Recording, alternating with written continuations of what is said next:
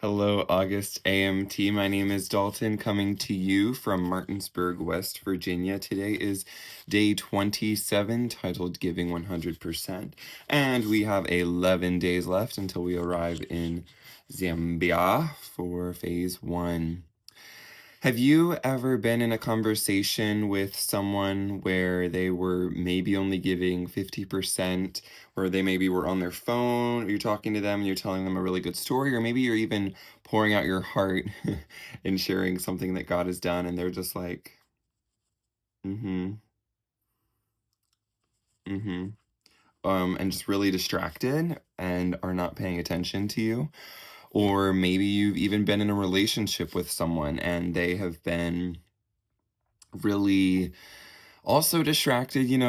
You're trying to talk to them, trying to plan things with them, and they never have time for you. They are going out, maybe going out with their friends and not inviting you, and you feel left out, and you're kind of confused as to, what even is this relationship. Well, that is sometimes what we can do with God. We can sometimes put him in the side. We have our routines that we always have, hopefully, with him. Or maybe we can just go days and forget that he's there. And today is just a reminder to give him our first fruits, to give him the best that we have, whether that's time, money, or even our hearts. We want to give him all of our hearts, obviously.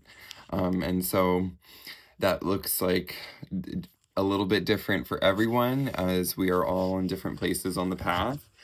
Some people have maybe already given up that for a while, have given up a bunch of stuff and have been walking in that for a while, and some people are just giving up the big things for the first time. And so I think it is beautiful that we're all coming into this together, able to sacrifice and walk together as living sacrifices. And something that was mentioned in the devotional, which I think is God, because it's been something I've been writing down as we go through the New Testament, is how Paul says that he's being poured out as a drink offering. And he says it in 2 Timothy 4:6 and in Philippians 2:17, that he's already being poured out as a drink offering. And if you think about the way that Jesus was our offering and the way his blood was like a drink offering, they would usually use wine, like in Numbers 15, where it's referenced the drink offerings.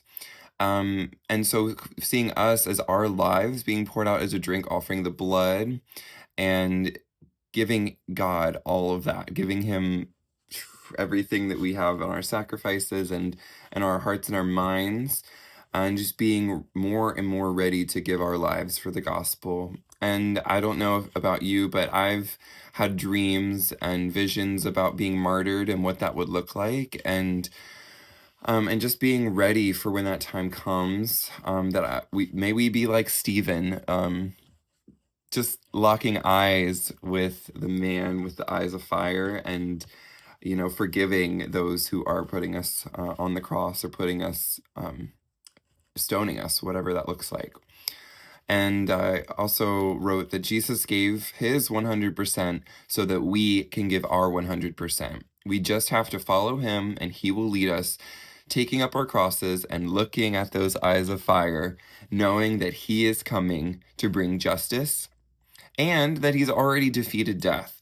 And so our bodies will rise again, uncorruptible. In 1 Corinthians 15, Paul talks about that as well, that we will rise again with him when he returns. So, and the trumpet will sound, and all will rise. So I'm just praying for the next week and a half, that we would just rid off of these things, that draw us. Let's just get it off of us, the things from previous experiences, previous occupations, and that we would go into AMT with a fresh start, a fresh mind, that is surrendered, ready to surrender to God and what he has for us, and that we would, all the walls that we've built, from religion or even habits that we've formed that are not of him, that they would also be broken and fall off in this time, and that our hearts would be fully surrendered to him. God bless you all today.